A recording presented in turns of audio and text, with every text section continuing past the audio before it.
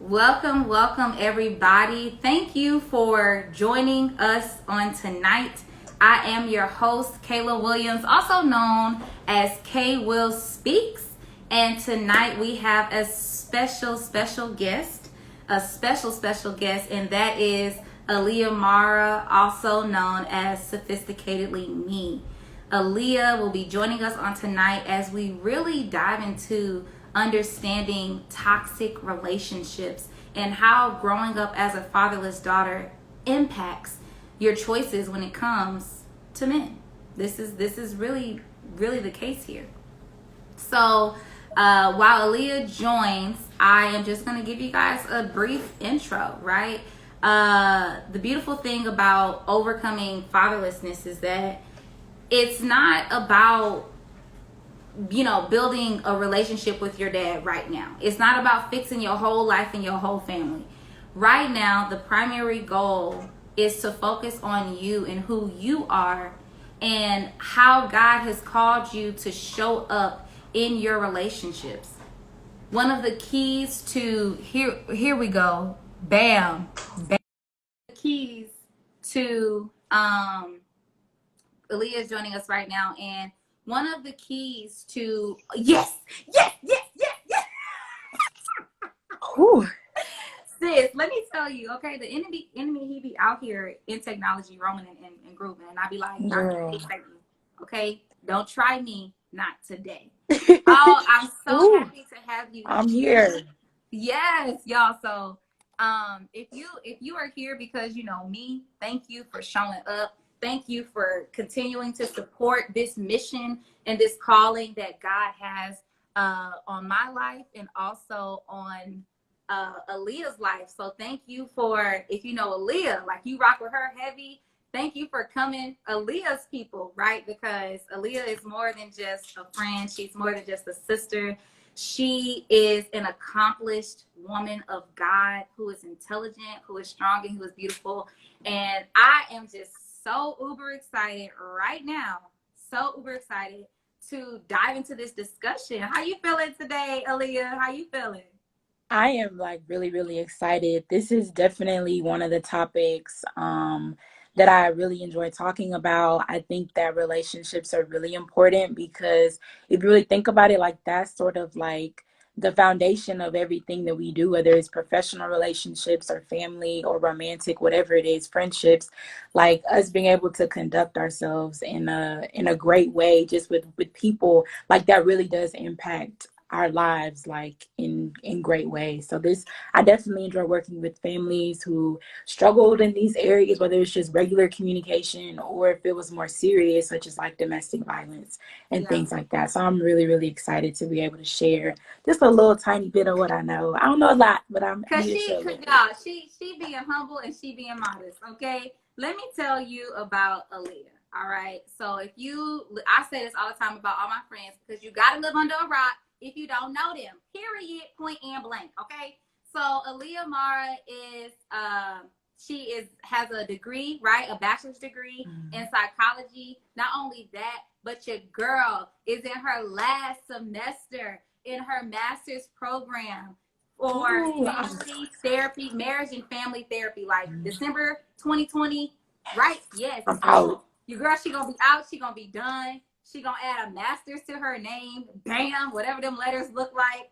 And then she will go on to pursue her licensing, right? To become a licensed therapist. Now, I always say, like my sis, she been licensed, period. God been qualified her. But I also just want to just thank you for being here and providing your professional expertise for the people. Of course.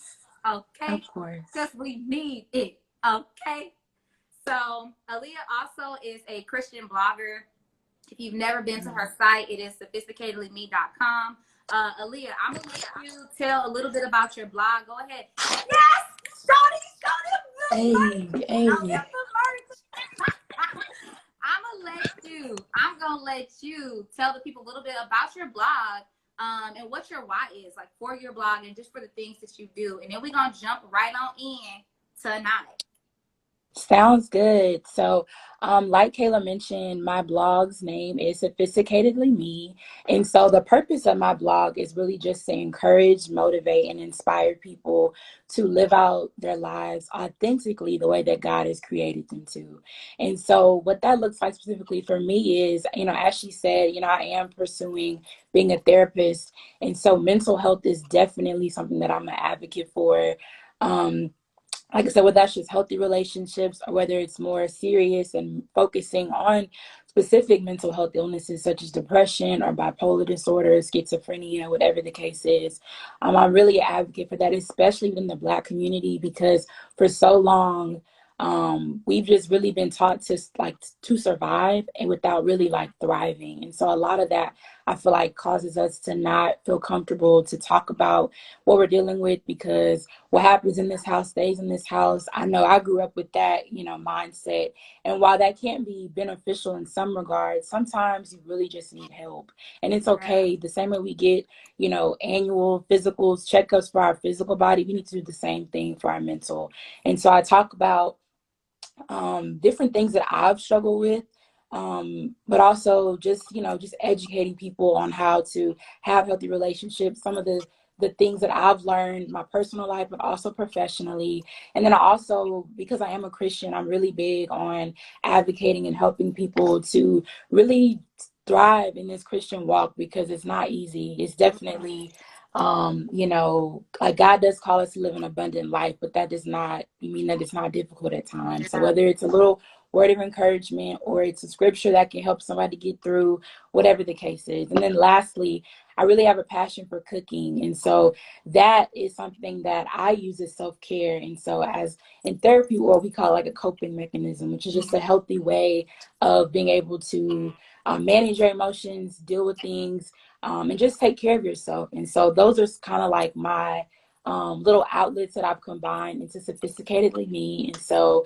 I like to think of it as kind of like an intersection between mental health and spirituality. And that's my blog site. So that's me. Yes, check her out. Check her out. Links in the bio, okay? Go to her page.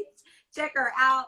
Y'all support Aaliyah, okay? Because she out here making moves in the community for our people. Something that you said that I have been personally really just dissecting in my own life is the saying, what happens at home stays at home. Well, what happens at home has damaged me, okay? And I need to Yes. talk to somebody about that. And Yes. that is And it's how, that's okay. really, you know what I mean? Like, and that's really how Yeah. God even brought me to this point of using this platform to just expose the impacts of growing up as a fatherless daughter, because it's a topic that's not often talked about. But when you see a woman and she going through guy after guy, dysfunctional relationship Mm. after dysfunctional relationship, people say, oh, she probably got daddy issues. And they scratch their head, they shake her head, they look at her sideways, but they keep it pushing. Whereas Mm. I am here, I'm saying, well, if that is the case, if you do got some daddy issues, let's talk about it, right? Let's Let's work talk about through it. it, because your daddy issues don't have to define you. The way that you Yeah. grew up as a child does not have to determine who you will be as an adult, though it will impact it. It doesn't have to be a negative impact, right? It can Yeah. start, your childhood and the way that you grew up can start to inform your decisions Mm. on things that you will do or not do. So I'm already hyped about this tonight, and I'm just about to start it off like with toxic relationships. In your personal opinion, in your professional opinion, what are toxic relationships to you, or some Yeah. characteristics? Yeah. So when I think of toxic relationships, because of my experience, I typically kind of associate toxic and abusive relationships as kind of having similar qualities. And Mhm. so one of the things that I would talk to my clients about is that abuse is when it's a pattern of behavior. That's one. So it's a pattern. Secondly, it involves somebody using manipulation and control in order to make you do what it is that they want to do. And Mhm. so it's really important that we understand that it is a pattern. It is something that's repetitive, and that's important because we're all human. So in relationships, people are going to have faults and things are not going to be perfect, but the difference is, or the distinction is, if it's a pattern and if they're using manipulation or control in order to get you to do what they want to do.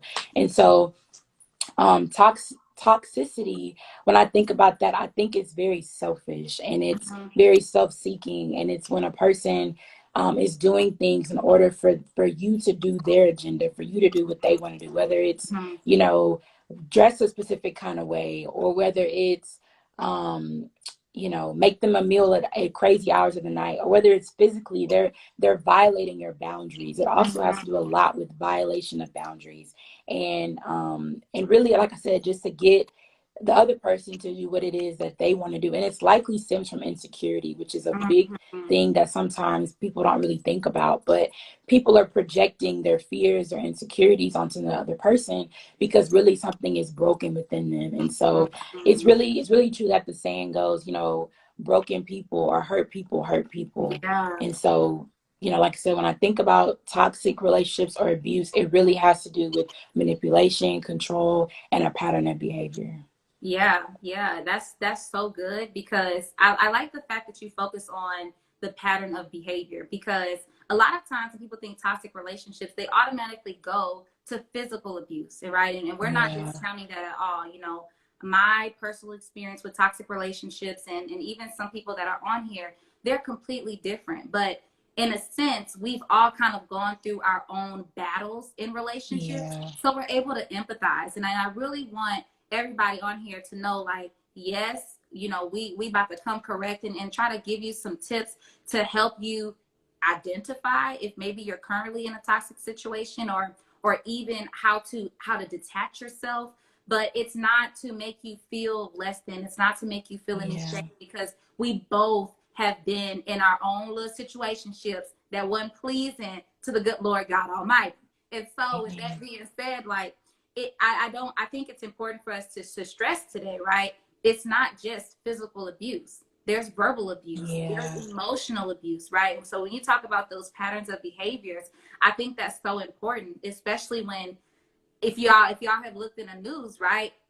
It's been saying as of late, like, there's a double pandemic happening. And that double pandemic is the fact that because more people are at home, the mhm. domestic violence rate has increased. The family And violence child rate, abuse. and child abuse, like, all of Yeah, those things are increasing. And so it says to me, like, Houston, we have a problem. America, we yeah, have a problem. Even in the other nations, we have a problem because there's something within us. And you just spoke to it, right? Those insecurities that are producing those behaviors that are causing us to be violent, or causing patterns of behavior that negatively impact our partners or even our family members. And so it's the work that you do is so important. And just getting the word out on mental health awareness is, it's just necessary. It's so necessary. can So, I can I interject girl, something real quick? interject. Bam. Like spicing up a Okay, topic. so yeah, I'm definitely really glad that you brought up the fact that abuse is not just physical. And the reason why that's so important is because whenever going back to my internship experience, whenever, my clients would come in, they would okay, they would have an idea that they had been violated or abused in some way. But when I really started to break it down and let them know that abuse is not just physical, it was almost like their world like open to the fact that emotional abuse is a thing, psychological abuse is a thing. And if I could say my professional opinion, I honestly think that that can be more damaging than physical abuse because, okay, yes, if somebody is physically violent, that will hurt and the pain of that will be there. But if somebody is calling you names or if they're gaslighting you, which is essentially where they're making you question your own reality with the things that they're saying, or they're isolating you from your family, those are Yeah. the kinds of things that when they're not even present, you still have a mental like gate around your brain. So it Yeah. causes you to doubt yourself. It causes you to feel insecure. It causes you to feel inadequate. It causes you to feel less than, Mhm. insufficient. And so those things are real. Sexual abuse is a thing. Like that's Yeah. a part of abuse. Financial abuse. I remember the first time I realized that, like, if you're in a relationship and like a husband and wife or whatever, and and your husband is not allowing you to spend your own money, or if you're working and your money is going to your husband, and you don't have autonomy to be able to, spend money accordingly, like that is financial abuse. And that's a real thing that does go Yeah. on in relationships. So abuse is not just physical. It is mental, psychological, financial, sexual. You can even, let's say a person, I actually was with a client, but like their person that they were with was so abusive to the point where they would even threaten their own lives as an attempt to emotionally bring them back into the fold. Like that's a form of Manipulation. That's emotional deep. abuse. Yeah. Or getting into an argument and then putting a gun on the table while Yeah. they physically have not done anything to you. They're threatening your ability to leave the situation. That's Yeah. also abuse. And so I just want, to drive the point home that abuse is not just physical, but it really, it's bigger than what you think, which is, us talking about statistics and things. It really saddens me because I suspect that the numbers are greater than what's reported because of Yeah. people's unawareness of what abuse really is, which Yeah. just drives home the point of why it's important for us to talk about it. Wow. Wow. That's so good. That's so good. So I don't know if you can see the comments. I'm gonna read this comment here. It says, Lextasy said, physical scars can heal, but emotional and mental scars can last longer. Okay, Yeah. ladies, I hear you. Yes, y'all, hear us, hear us. If there is something that we've said so far that you like, man, I gotta remember that. Put it in the chat. Put it in the chat, and because thing is here is that I've gathered 2 points already. The first point is what you said. You said that abuse is more than just physical. Abuse is not just physical, y'all. She said financial, okay? Like she said all kind of stuff. Abuse is not just physical. So remember that. Remember that abuse is not just physical. And then something else that you said is that it often stems from insecurities, right? Yeah. Being in a toxic relationship, I know for me, it didn't start off toxic. My relationship when I was in college, and that's also a thing, a statistic there, like 29% of college women report that they have been abused, stalked, raped, some type of damage to them has been done because of the relationship that they were in. And so I want you to remember, like, yes, abuse is not just physical, but also not all relationships start off toxic. Like it can turn Yeah. toxic because of the insecurities that both of you may have, right? Like you may be feeding each other's toxicity and pushing each other's buttons to the point where what was once good and honeymoon and cute and healthy has now been perverted and turned into just a space where you both kind of bleed on each other because you operate out of that brokenness. You're operating out of the hurt that you've experienced but never had the chance to deal with. So that's 2 points, y'all. But again, right? If something else has been said that you like, Kayla, you need to say this. Aaliyah said this and it was popping. Like, put that in the chat, y'all, because we here for you at the end of the day. Okay. And so Aaliyah actually brought up you were even talking about the statistics. There was something that you said that I thought was I really hadn't thought about was that the statistics that we have right now could very well be not the actual Underreported. right? Underreported because Yeah. of Of this the everything that is the around this emotional, this right. physical, or this verbal abuse. And The lack of so the true definition of what it is. yeah. Yeah. And Yeah. people not knowing the definition of it and also like not wanting to admit like, yes, I have been emotionally or I have suffered verbal abuse because of what other people may think. Um this is okay, Lord, you taking me to a tangent. I'm gonna say this real quick. But you know what I just thought about? I thought about how hard it is for women who do suffer from domestic violence, how hard it is for them to even come out of the situation and they can see what they're experiencing. But then you have the woman who is suffering emotional or financial or verbal abuse and she can't see it. She may feel it, but if she's not taught to process those feelings, Right. which is why we need people like you that are willing to help and assist and support. If she is support, and if she's not able to process even or recognize those feelings, she's going to continue to operate out of that hurt, and that's a tragedy. It Yeah, really is a tragedy. it really, really is. One of the things that I think we kind of like talked a little bit earlier, but I really wanted to share was before, I really was educated in this topic, and before I started working with women who had, and even the sad thing is, y'all work with children, the little babies, like they understand way more than oftentimes their parents think that they are, but that's a whole other topic. Mm-hmm. But, and so I was really confused as to like why, like, how does this happen? Why does this happen? How, like this, so like obviously I understand like nobody desires to be abused, nobody desires to want that, but one of the things that I really understood was statistics say that people who grew up in an abusive situation, they're more likely to either perpetuate it themselves Mm-hmm. or to find themselves in abusive relationships. And the reason why is because, let's say you're a child, and when you, like, let's say your father was abusive to your mother, and maybe he would drink a lot, and so when he would do things as a child, you experience anxiety, you experience maybe even guilt, that maybe you feel like it's your fault, because developmentally children often think that, even though that's completely inaccurate. Mm-hmm. But you experience guilt, maybe you experience fear, you experience all these things. But then if he comes back and, wraps it up and says, okay, I love you, I just get so angry, I didn't mean to do that.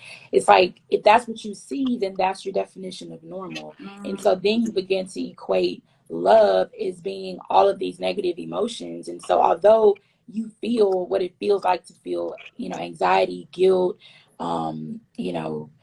just whatever, you start to associate those things together. So in the future, you start to seek out those relationships. And that's how it becomes a habit, because your safety barometer, or what should be normal, is almost broken. So it's like you become desensitized to it, and that is what you begin to attract. And Mm-hmm. so I say that to say that that's, for those of you maybe who have experienced abuse and you're like, well, I don't know how I keep end up in the same pattern. That's how. And for maybe people who haven't experienced, I wanted to explain that way maybe you have a little bit more grace or a little bit more patience to understand somebody's situation if you've never, dealt with that, or you've never been in their place before. Okay, so first of all, y'all, I need y'all to show Aaliyah some love right now. Okay, it, because I'm about to have her run this thing all the way back. Okay, all the way back to safety barometer and equate love with guilt and anxiety and anxiousness, and like that was so deep. That was so deep, because I think that the conversation with us started earlier because I was like, so how does a woman's view of her dad impact her relationship choices? Like, how it does matters. a little girl's experiences, how she sees her father treat her mother, or if her father was not around, how she sees the men that are in and out of her life treat her mom, like how does that impact her choice of men when it comes to relationships and romantic relationships? And if you could just rewind us back to the part about how what you see, even though you may see some negative things, right? Even though you may see some abuse, even though you may see some name calling, right? Some like passive aggression, even though Yeah. you may see things that are negative, that are manipulating, that are controlling, because this is the man that is in your life, or the men that is in your life, or you regard your mother in some way, shape, or form, so you're internalizing all of her decisions. You're now equating that to love. You're now Yeah. equating all of these bad habits and circumstances to what's normal and to Yeah. what is okay. And so what should not be normal, what should not be okay, is this is my realm of safety. This Right. is what a relationship should look like. Tell the people, make it plain for the people. Because I was like, Okay. oh snap, mind blown. But make it plain for the people, sis, because that was deep. Okay, so let me like re-explain it again. And if you guys have any questions, definitely put it in the chat. I feel like I'm in my zone, so I may not be focused, but I'm sure Kayla will catch the questions. So like I was saying, like let's say, you have a little girl who is raised in an abusive situation. Her father, is an alcoholic, or maybe, like that's what's in her home environment. And when when he gets upset, when he gets angry, he lashes out, he name calls, he maybe is physically abusive to her mom. But then, so first of all, let's just pause there. So then she may understand, or she may think that anger, that a healthy way of exhibiting anger is to be abusive, or it's to name call, or it's to yell or raise your voice. And so kids learn a lot of information from really more than what we say, but they model the behavior that they see. And so that's just point one, first of all. And that teaches, that's why it's really important for you to model the behavior that you want your children to exhibit. So going back to the illustration of the father, he's abusive to her mom, and let's say the next day she sees her father says, I love you, I didn't mean to do that, or if you would just blah blah blah, then I wouldn't act this way. And so then that she begins to see that, and over time she begins to associate, okay, what he's doing, it's okay, mom allows it to continue to happen. Dad, again, back to that pattern thing we talked about, mom, in that situation, mom is constantly a victim of it, dad is continually perpetuating it. So now, although when she sees that, she may feel anxious, and children experience the same emotions that we do, just want to put that out there. It's really important. Just because they're children doesn't mean that they may not be able to cognitively communicate it or say, I feel sad, but they still feel the same chemicals in their bodies that we experience when, whenever we experience emotion. So she may feel anxiety, she may feel guilt, she may feel fear, she may feel, all of those negative emotions, but because her experience and her normal, because of what she's seen with her family, involves, so now she sees love, anger, and all those emotions wrapped together. So now as she gets older, that's almost like her standard, or her normal of what it should be, because that's what she grew up with. And so it takes time for us to unpack that and process that. And now I have clients who come to my office, and now I, talk to them about abuse, explain to them what their definition is, and their mind is like blown. And now I have to take the time to process, okay, so what is it like for you to recognize the fact that you were abused, or the fact that this man that you were that was supposed to raise you, protect you, and love you, that he was abusive to your mom, who was the caretaker in your home. Like that, it's a lot of conflicting emotions that people experience. And so, and of course it's a privilege and an honor for me to do it, but now, they're in my office and they're processing these things and really understanding that, they thought that the situation was one way, but now it's kind of worse than what they originally thought. And so it's just a lot of unpacking, processing. And that's just why it's really important. If you do have children, please be mindful of the environment that's in your home. And if you have experienced those things, please love yourself enough to take the time to process that and understand it. Because if you're not careful, you will act that out, or your pain will bleed on people in your life. And you'll have to sort of like, it just takes a level of awareness, but you have to be honest with yourself, and you have to be willing to do the work to really like process that. One of my like favorite, I wrote it down. One of my favorite quotes that I've been doing my blogs, but it says, you're not responsible for others' actions, but you are responsible for how you choose to respond. And that, it's like when I recognized that, when I realized that, it was like, yo, like, yes, you've been through things, and it wasn't okay. It's never okay for anybody to be abusive towards you. It's never okay for anybody to call you out of your name, to put their hands on you. All of that needs to be processed. But the pain that you experience, you do have a responsibility to yourself as well as to other people to really heal and process that. Because like I said, if you're not careful, you will bleed on other people. Wow. Y'all show Aaliyah some love. Show her some love. Wow.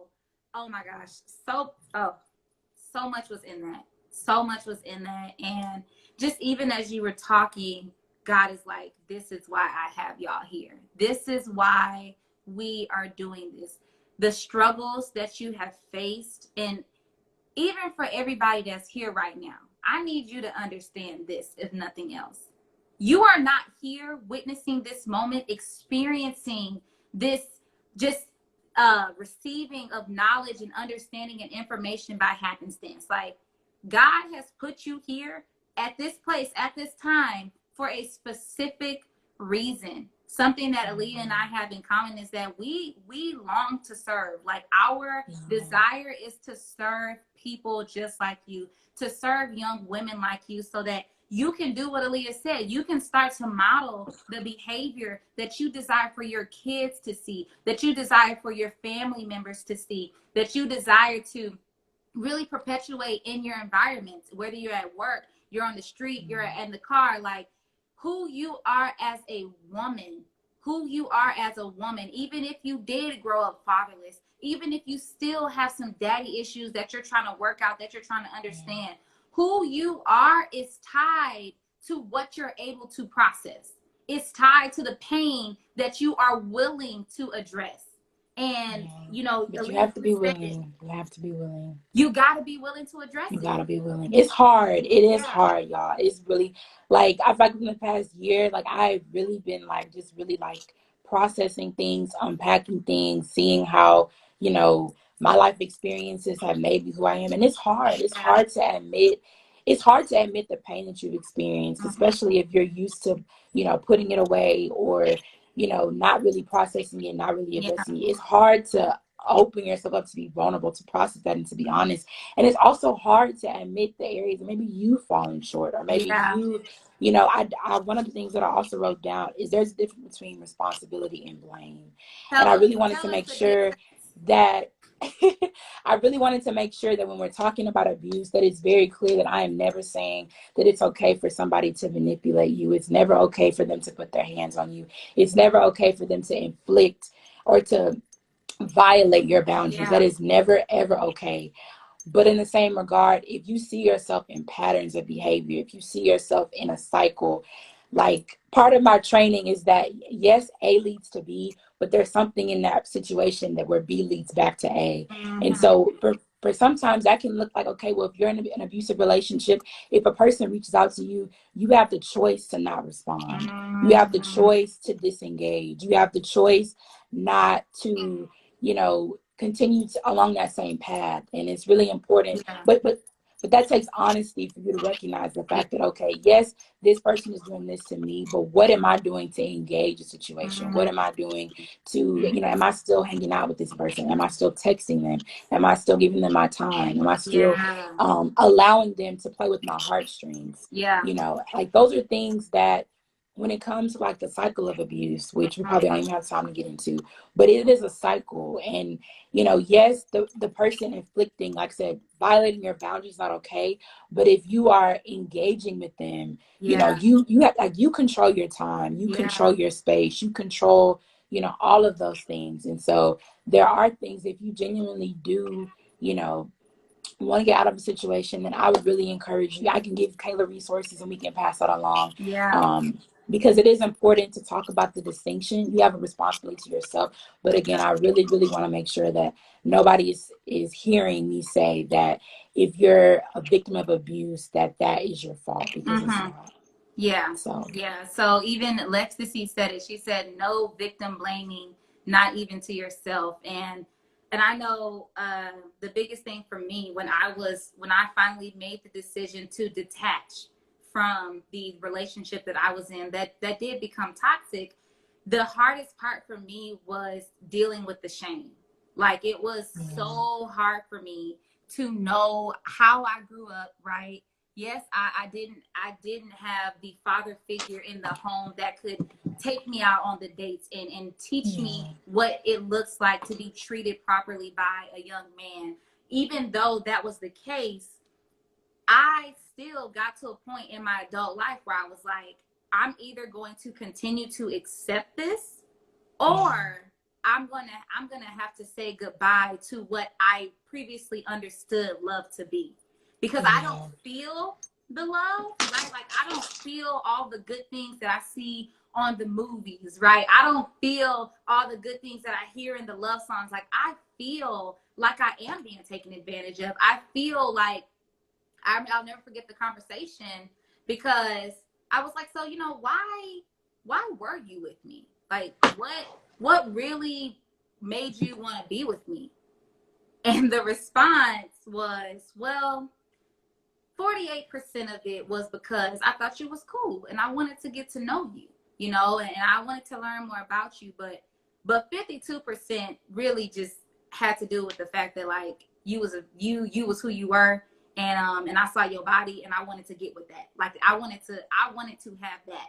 It wasn't I wanted to have you, it was I wanted to have that. And so a lot of my decisions from that point, I associated, oh, he loves me, like he wants to be with me, he accepts me for me, but really he only accepted pieces of me that satisfied what his desire was and what his need was. And looking back on my past, right, that those were the men, that was the pattern of men that I had seen in my life. You come in and you take and you choose what you want, right, and what the rest you discarded. You treat it like it is not worth anything.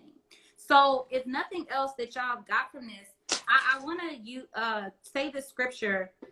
It's Romans 5:8, because like I told you, the biggest thing that I had to heal from was the shame that I felt because I had got in this relationship that turned out to be one of the biggest life-changing experiences that I'd ever had. But one thing that God said to me when I finally decided to detach was Romans 5:8, which says that God has clearly shown his love to us and proved his love for us, in that even while we were yet sinners, even while we were still doing our own thing, even while we were making our own decisions, not consulting him, not even seeking him or seeking wise counsel, even in that time and even in those moments, he had already proven his love to us because he sent his only begotten son. So y'all, I just want you to understand, my young women, my strong, beautiful sisters, that you have already been loved. Someone has already done all the work that needed to be done to say, welcome, like, come to me. Like, I want all of you, not just pieces of you that I'm going to pick apart because it doesn't fit with my perfect image. Like, you are the perfect image that I want to be in relationship with. You are the daughter that I desire. You are the woman that I desire to build up and not tear down. And when God really showed me that, it gave me so much courage to detach myself from that relationship and say, okay, God, if you are telling me that I am worthy of your presence, I am worthy of you, you want all of me. A scripture that Aaliyah always used to pray when we used to be on a prayer team together was, though our righteousness is as filthy as rags, you still count us worthy. So God, because you still count me worthy, even though I've made decisions based on my childhood traumas, based on growing up as a fatherless daughter, and that has put me in cycles of dysfunctional relationships with men, and I've given myself to guys, and I've treated people poorly, and I have bled on the world around me because I was so hurt. Even though I did all those things, you still open your arms to me and say, come my child, come my daughter. I still love you. I still want you. I still have so much more for you. And so to everyone on here, I want you to know God has been a father to the fatherless since day one, when he decided to give his only begotten son so that you could be called his daughter, so that you could be a daughter of God and be adopted into his family. And I am beyond blessed, right? And I'm still processing. I'm still healing. I still have a lot of growth to do, but we here together, right? Like we in this thing together. And so lastly, Aaliyah, before I give the people the three things, right? I've like tried to sum up all of your wisdom and your understanding as best as I could, right? Is there anything that you want to say to the people, right? Anything that you want to share with them, like final thoughts from our professional therapist on the line?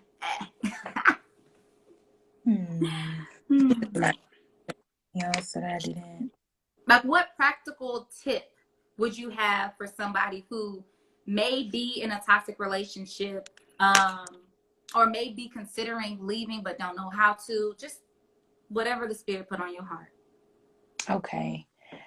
So one of the things that I did also write is, if you are someone that's really trying to evaluate, am I in a toxic relationship? Do I want to leave? Really just trying to figure out what's going on. I would really encourage you to compare what it is that you have to what it is that you desire. And to really to really figure out, okay, what does that look like? Are there discrepancies there? One of the questions that I asked my clients before is, if you were to have a son that was just like your partner, how would you feel? Mm, mm, Really, really like helping them to analyze, what is this something that I would be proud of? Would I feel like an accomplished? Would I be ashamed? And also really figuring out why. Because, I personally believe that emotions in and of themselves are not bad or good. They just give us information. So with that, mm. what is it that, that's telling you? What is it that what information, you know, is your being trying to communicate to you? And Yeah, also really just having, really figuring out, what is it that I want? What is it that I desire? What is it that my father, that he says that I'm worthy of? yeah, But and like, let's say you feel like you deserve something, but or maybe you want something, but you don't feel like you deserve it. yeah, Really root of that and figuring out why, bringing that to God, being honest with Him, yeah. being, even about your desires, your fears, and really just taking that all to Him, because He really, I kind of envisioning like the prodigal son, like he's Mhm. literally with his arms open, wanting to hear from you, wanting to, want you to take everything to Him because He can handle it. Yeah, One of the things that I'm learning now is that you can't offend God. You can't compare Him. You can't um you can't manipulate Him either. yeah. So your tears manipulate Him. Your any emotion that you're experiencing is not too much for Him to handle. He created you, so He already knows, but He wants that intimacy with you to be able to know that, and the security for you to know that you can bring it to Him. That's I feel like good. No, that's good. That's actually point one, I y'all. Aaliyah out here speaking and she don't even know point one, right? Where we're talking about toxic relationships and overcoming that result of growing up without a father, right?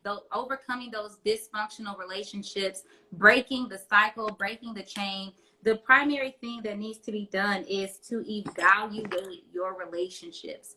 Evaluate your relationships. And Aaliyah even just gave some guiding questions and even some guiding principles that you can implement today to really understand the quality of your relationships.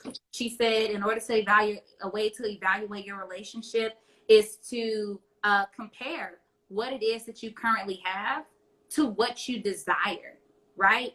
So the way that you can evaluate your relationship is by saying, okay, so right now I have someone who often makes comments like, oh, you sure did spend a lot of time on the phone with your boss today. Like, I get that was a good conversation. Or someone that calls you out of your name every now and then. Like, that's what I currently have now. But what do I desire?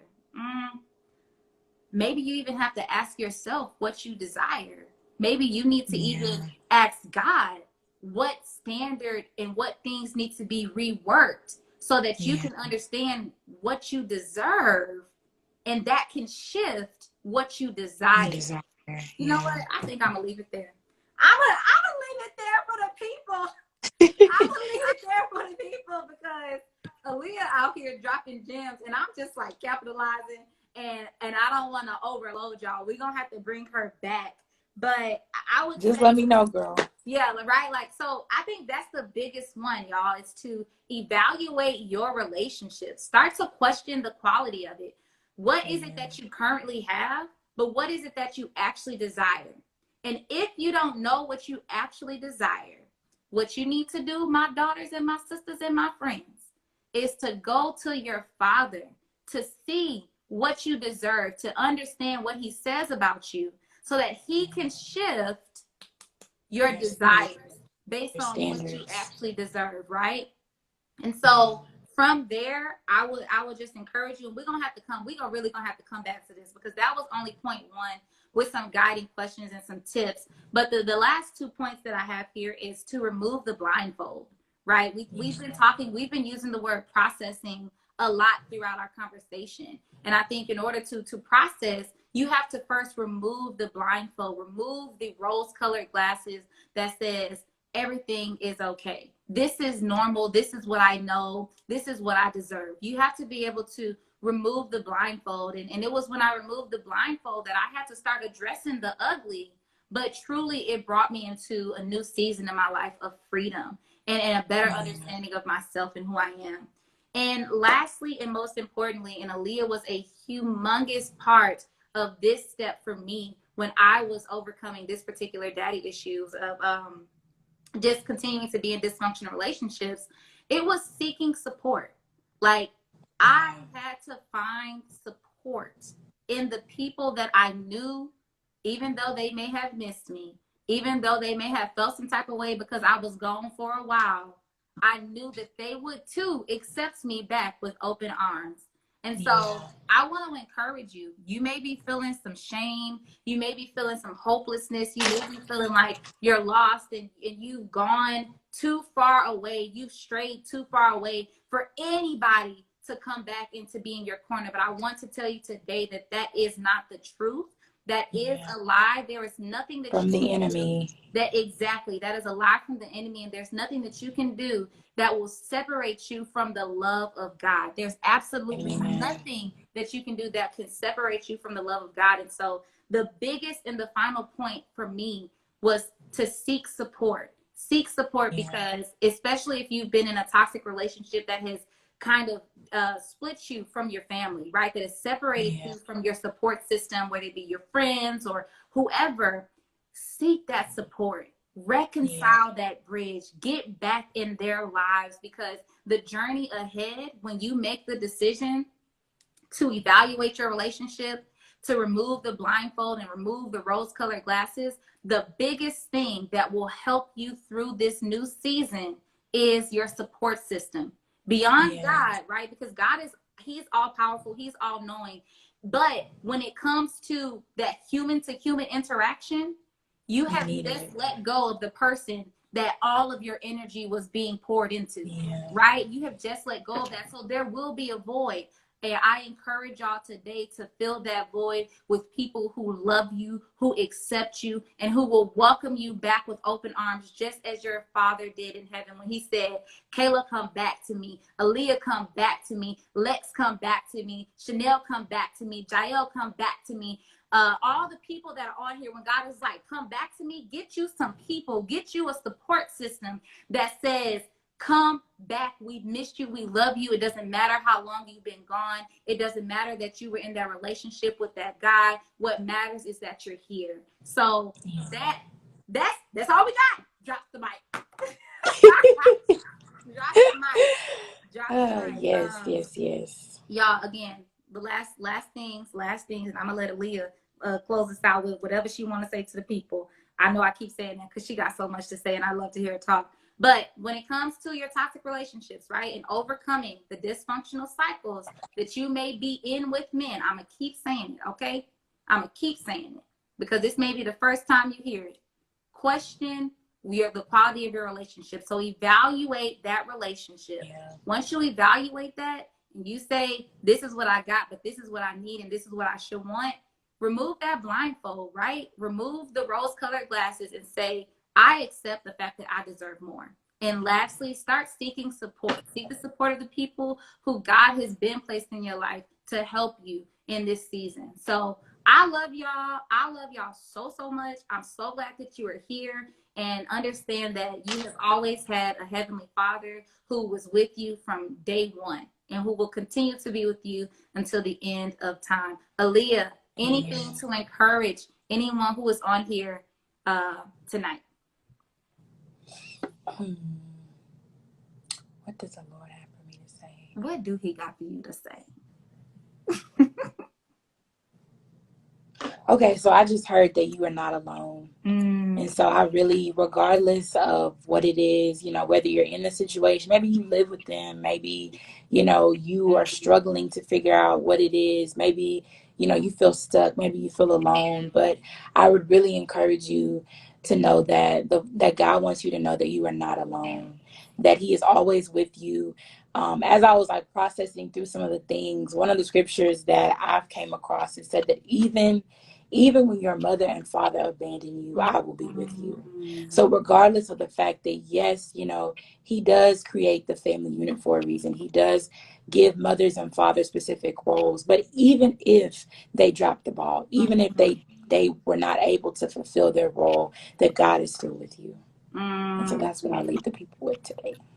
People, you have been left with a word. I pray that this seeps into your heart and into your mind over the course of this evening and even into the rest of your week.